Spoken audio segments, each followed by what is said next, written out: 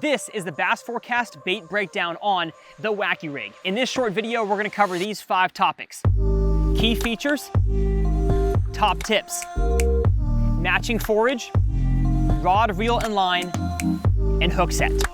And I'm gonna start with the key features. The Wacky Rig might be the easiest soft plastic ever to set up.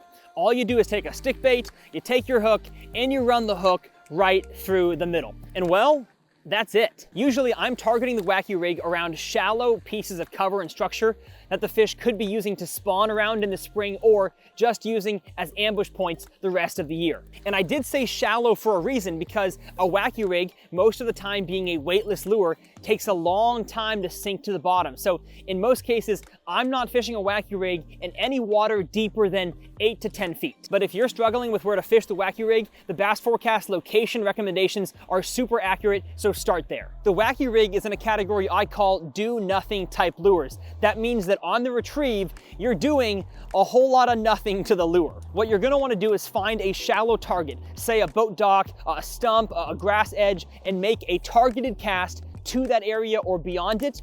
Close your bail and then let it sink all the way to the bottom.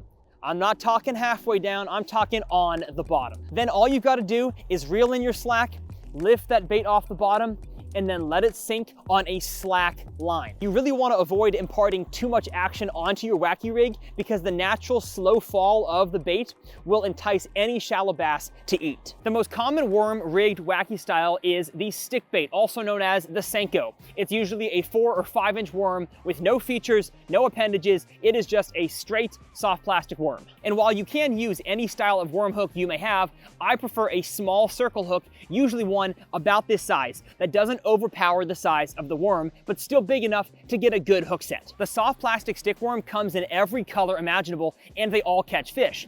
But trying to match the hatch, match what the fish are eating, their forage species, with a Wacky worm doesn't make a whole lot of sense, because I don't know of any bodies of water that have 5 inch worms swimming around. So for color, you should go with a green pumpkin, watermelon, something natural in clear water, and then in dirty water, go with the more harsh colors, your chartreuses, your black and blues. But personally, I throw a Wacky Rig in clear water the majority of the time. So that's why I almost always have a clear variety of my stick worm. The rod, reel, and line we recommend for a Wacky Rig is a baitcaster or a spinning rod of at least 6 foot in length, medium power, and fast action. And for the line, either 10 to 15 pound monofilament or fluorocarbon on a baitcaster, and on a spinning rod, I use a braid backing, 10 to 20 pound with a 10 or 12 pound fluorocarbon leader.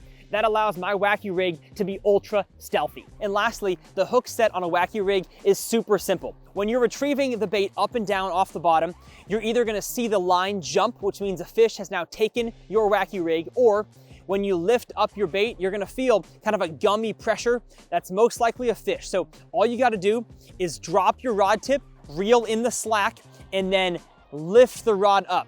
Not too heavy, but also not too light. A nice firm lift of the rod, and if done correctly, you're gonna land almost every single fish that bites the Wacky Rig. We hope this video gives you more confidence in using the Wacky Rig so you can adapt to the conditions and catch more fish. And I'll see you guys out on the water.